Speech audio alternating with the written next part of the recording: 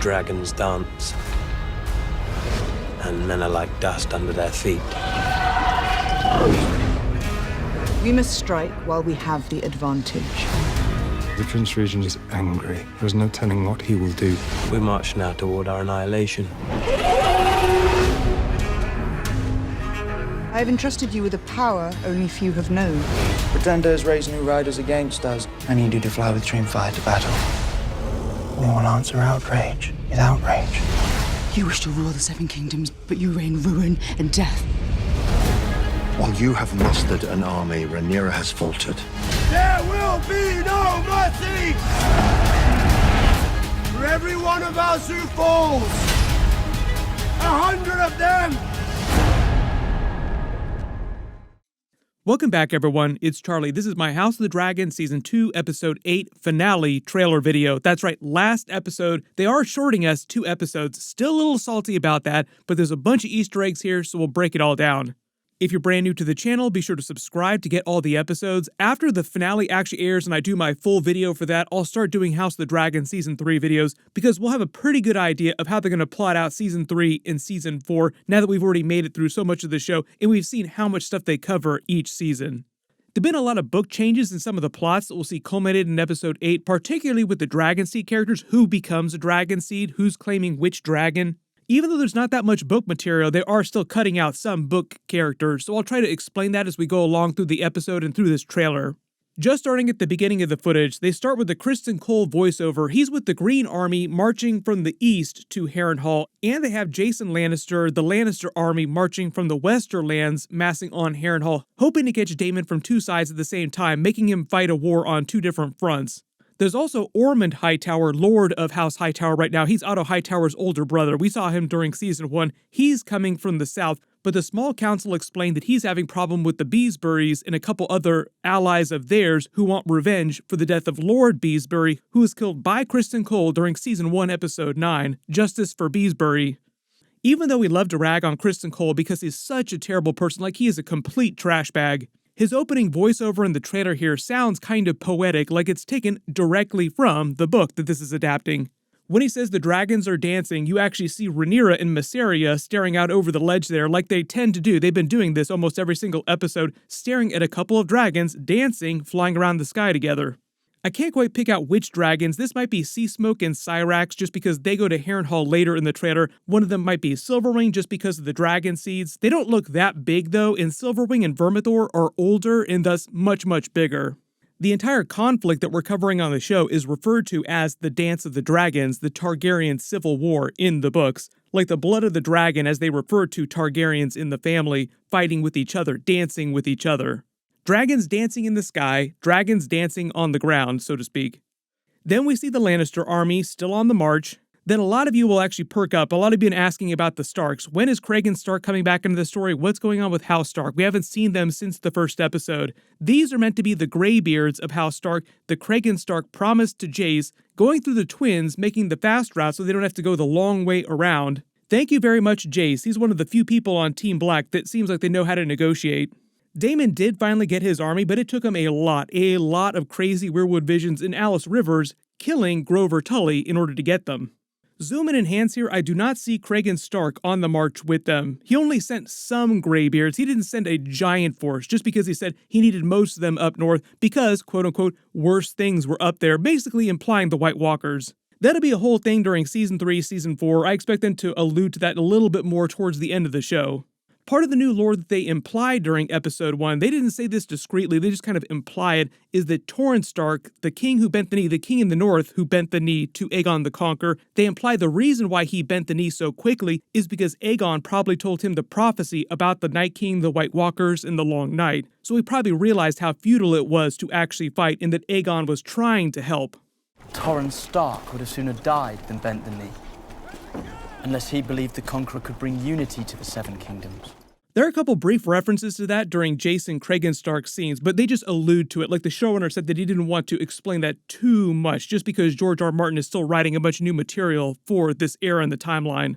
This is actually meant to be Ormond Hightower's Hightower army coming from the south from Old Town, because we see Daeron and Tessarion, one of the new dragons that we haven't seen before, flying with them. And they said at the Green Council meeting that Tessarion would be taking flight and joining the fight really soon. Did not expect to see Daeron and Tessarion during this episode. Wasn't expecting it until like season 3. That turned into a big thing in the fandom too, especially during season 1. Like there was some light mentions. We didn't think we were going to see him for a long time. They said we see him during season 2. Then all of a sudden we started getting name drops in like every single episode. So it's like, when is he going to show up? Why are they mentioning so much if it's not going to show up? Turns out he's showing up in the finale. Just to give you an idea, Tessarion was hatched from an egg that was put in his crib when he was a baby, which is why the dragon is so small. It's kind of the same situation with Jace and Vermax. Vermax was an egg that was put in his crib as a baby. So this dragon is maybe just like a tiny bit smaller than Baela's dragon Moondancer. Love the way Criston Cole is basically telling everyone that they're going to die here in his army because of the dragons. His whole speech is about the dragons joining the fight, there being a bunch of nuclear weapons, basically laying waste to everything, and then turning to ash beneath them, which is a callback to the battle at Rook's Rest when he literally saw the person turn to ash and blow away right next to him. Then we see Caraxes at Harrenhal, and this is Syrax and Seasmoke coming there, so it means that Rhaenyra is coming to Harrenhal. Probably to link up with Daemon so they can get on the same page and then make a plan for how they're going to take King's Landing, because that burning city that Aemond is watching on Vhagar's back actually isn't King's Landing. This might be somewhere like Maidenpool, somewhere on the coast in the Riverlands, with Daemon and Rhaenyra using this as a way to distract Aemond. One of their big issues is Aemond and Vhagar are defending King's Landing currently. They have to find a way to get them to leave King's Landing. They have to get Vhagar away from King's Landing. Aemond leaving King's Landing saying, "Oh no, I've made a tiny, huge mistake."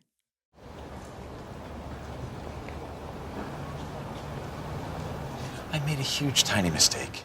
Rhaenyra holds what looks like a banquet for the new Dragonseeds, celebrating them and their new dragons, including Jace and Baela. Keep in mind that Rhaenyra knows nothing of Rhaena and Sheepstealer. Technically, that would be like another asset to them. We also see Sheepstealer later in the trailer too, so don't worry, I will talk about him. But there's Hugh Hammer, Vermithor, Ulfwhite, Silverwing, and Addam Hull and Seasmoke. A lot of people also asking about Silverwing's dragon egg that Ulfwhite almost stepped on during the last week's episode. Do not worry about the dragon egg. The dragon eggs are incredibly strong. Like, it takes a lot to actually harm them.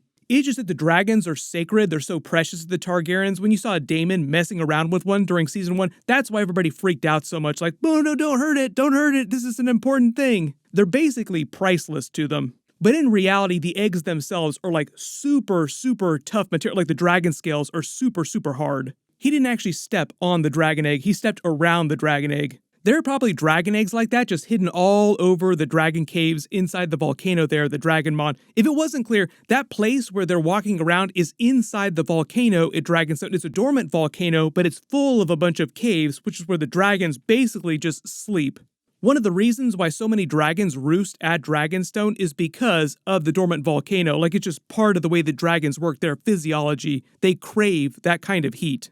Then we see Syrax, Rhaenyra, and Seasmoke and Addam going to Harrenhal. It seems like just to talk to Daemon and basically get on the same page, like I said, because you see Syrax flying over the River Lords here. Then we see Alan Hull with Corlys going to their ships in the bay here. Not really sure what they're going to be doing, but we do have the Triarchy coming with their fleet, so that might be part of their conflict during the season finale. But there is the Battle of the Gullet, and I don't think they're going to do that all in the finale. Like, it still seems really soon for that, because I know we're going to get a big battle, but I think that's meant to be the one that's happening around Harrenhal in the Riverlands. Depending on which battles we get during the finale, I'll talk about that stuff during my season 3 videos when we start that stuff. We get a wide shot of King's Landing and the Dragon Pit, just reminding you that there are some green dragons there. Larys Strong talking to Aegon, telling him that Aemond is pissed off right now because of what's happening with Rhaenyra and all the dragons that she has, and how it's basically making him even more unhinged than he already is. It seems like his whole thing is to get Aegon on his feet as fast as possible to a state where he's able to actually sit on the Iron Throne and actually talk to people, because currently he's in so much pain that he can barely sit up. Larys Strong really hates Aemond and just looking for an excuse to get rid of him. Surprise, surprise, Alicent is back inside the Red Keep talking to Aemond, really pissed off. Helaena in the background. I think the way they left the scene, they wanted you to wonder whether or not she was going to try and kill herself, but even though they've changed the story a lot, she's not meant to die in that place there, so if she had, it would have been a huge change, and it just feels like it's too ripe for stuff that they want to do with the character going forward into Season 3. Think about it this way, if they end the season with Daemon and Rhaenyra going to King's Landing with their dragons and assaulting the city, basically taking the city from the Greens, we head into Season 3 with Alicent and Rhaenyra living in the same place in proximity to each other for the first time in a long time. Does it not feel like that's what the show wants to do during Season 3, like Rhaenyra and Alicent together at the same time? Just think about all the scenes that the writers are trying to write for the two of them, putting them in the same room together way more during Season 3. I am sure there'll be all kinds of fan fiction going on about that too. But part of our conversation with Aemond here, getting pissed off at him, is just a continuation of her speech with him previously in the small council room when he fired her. If he's still pissed off about all the bad things that happened to him when he was a kid, and he's just trying to visit all that trauma on everyone else, and is driving him to make all these crazy decisions. You bring nothing but death. She's probably still really pissed off at him about killing Lucerys. Notice how Helaena is just in the background in her jammies reading, like she doesn't care what's going on. Like, I'm just gonna have some fun here, just read my little book, no big deal. Probably reading about bugs. Back at Harrenhal, the person that's bad-mouthing Rhaenyra to Daemon, saying she's faltered while he's assembled an army, is Sir Alfred Broom, the person Rhaenyra sent to Harrenhal to check on Daemon to see what he was doing with his army. Is he massing one for himself, or is he doing this for me? What's going on with him? It sounds like he shows up right after the Riverlords agree to fight for him and they start actually massing their army for real. Then we get what seems like a really juicy scene with Aemond and Helaena at night looking out over King's Landing from the Red Keep. He says the pretender, Rhaenyra, has massed a bunch of dragons against them, and he wants her to hop on her dragon, Dreamfyre, who we saw during Season 1, almost wound up burning Aemond alive when he was a child. So a lot of you were asking if Helaena is actually going to fly into battle on Dreamfyre, and in the books, she actually doesn't do that, so I don't know if they're going to change that on the TV show. It does sound like they've gone to great lengths to make her a much bigger character in the story than she was in the books. In the books, they don't really talk about her that much, just the really terrible things that happened to her like blood and cheese. On the show, though, they've turned her into a prophecy machine with the dragon dreams, basically seeing everything into the future, but not being able to really discern what it is that she's actually seeing or make any sense of it. So be prepared for her to drop some epic dragon dream during their conversation here. Maybe Aemond will pick up on it because he's a little more tuned in to that kind of stuff. Generally, all the customs and traditions of the Targaryen family, the Valyrians, he's way more studied in that. Generally, though, it just does not feel like Helaena is ready to hop on a dragon and go fight in a war. That just does not feel like her character. Then we see Aemond and Vhagar watching that burning city from afar. Now, a lot of people questioning where this is. It's not King's Landing that's burning. It's not nearly big enough to be King's Landing. So because Aemond is so obsessed with Harrenhal, Daemon has been massing his army in and around Harrenhal, the Riverlands. Jason Lannister made a huge deal about getting Aemond to come to the Riverlands with Vhagar. What might be happening is that Team Black might be pulling a trick on Aemond the way that Aemond and Criston Cole tried to pull a trick on them earlier in the season, like they're flipping the script. Remember, Rook's Rest was meant to be a big trap for Team Black and Rhaenyra. They were hoping that Rhaenyra would show up on her dragon. And because Aemond is expecting to find Caraxes and Syrax, who he feels like he could probably beat pretty easily, what if the trick is that he shows up and Daemon and Rhaenyra are not there? In Daemon and Rhaenyra taking King's Landing on their dragons, with Rhaenyra, possibly because she has her crown on, maybe ending the season with a shot of her sitting on the Iron Throne. Because, remember at the end of Season 1, the way they ended the season with her turning towards camera all pissed off? Think about them doing a version of that, but with her actually sitting on the Iron Throne, sort of paralleling to Daemon's vision of young Rhaenyra, like this was a vision, but it was young Rhaenyra inside older Rhaenyra's clothing, wearing Viserys' crown. What if they were doing that to foreshadow what was going to happen in present day with older Rhaenyra doing something similar to that with Daemon watching her sit the Iron Throne with her crown on? My early theory right now, like I said, they'll end the season like that, and they'll save the aftermath, like what happens after that, after the battle at King's Landing, for the beginning of Season 3. Then we see Addam Hull putting his dragon armor on, like his new armor, because he's got a big promotion now, he's a dragon rider on Seasmoke.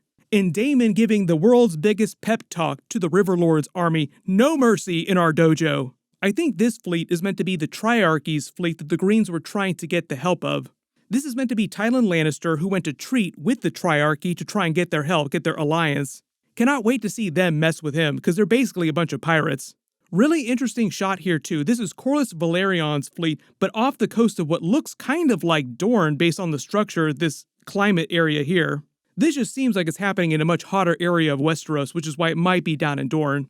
There are a couple reasons why they could be down there, like near the Stepstones, because that's where their last big battle against the Triarchy was during Season 1. We get a quick shot of Rhaena running through the countryside looking for Sheepstealer, Corlys Velaryon on his way with Alan on the way to his flagship. Then we see Gwaine Hightower pulling his sword on Criston Cole. Not sure what's going on here, if he's challenged him or made some decision that Gwaine Hightower really hates, or maybe it has something to do with his brother Daeron and Tessarion, or he just generally does not like what Criston Cole was doing with this war. Part of the whole idea at the beginning of the season, when he actually went with Criston Cole the first time, is that Alicent asked him to go with Criston Cole to keep an eye on him for her because she didn't trust what he was doing. Like, do me a favor, bro, go keep an eye on this guy. Then this dragon with the holes in its wings flying over this fire here in this area is meant to be Sheepstealer. It looks like Sheepstealer is described in the books with holes in his wings. Not clear why things are on fire here, if this is some sheep that he's just burned, he's getting ready to eat, or something else is going on here, but it just seems like it's before Rhaena winds up claiming him, just because they've been trying to allude to her claiming him all season long. I've talked about this in previous videos, but the big change there from the books is that it was Nettles in the books that claimed Sheepstealer, and it just seems like the show has wanted to give her Nettles' plot, just to make her a bigger part of the story. I don't know if that means they'll never do the Nettles character, but I'm assuming that they will not. A lot of people also asking about the other wild dragons, the Cannibal and Grey Ghost. I'm not expecting them this season, but maybe in a future season. Part of the idea is I think they're slow rolling all the dragons season to season, so like they don't blow their wad early on. Also, it's really expensive to do the dragons with special effects. Side note too, really cool lore detail in the background. This is a bit of an Easter egg. Some of you might have picked up on this, but in the behind the scenes feature, the showrunner actually revealed that they turned the face of the Weirwood tree at Harrenhal, like the heart tree here in the Godswood, to George R. Martin's face. Normally he will go and tour the sets every single season, like he helps them write on the show, so like he shows up around the production every single year. But it sounds like when they were getting ready to do Harrenhal here, just because it's such a big place in the books, this was special for them. Like, why don't we turn this face into George R. Martin's face? But there's so much stuff going on during the trailer. If there's any Easter eggs or references that you spotted that I didn't talk about in the video, or scenes or footage, just write them below in the comments, and I'll try to add them to my bonus videos. I've got a couple big House of the Dragon videos planned this week before the finale. I'll try to post them as soon as possible. There's still a bunch of leftover videos that I'm trying to get through from Comic-Con, so those should post pretty soon too. A couple big trailers. Be sure to enable alerts for my channel so you don't miss any of that. Click here for my episode 7 video, and click here for all my House of the Dragon episodes. Thank you so much for watching, and I'll see you guys in the next one.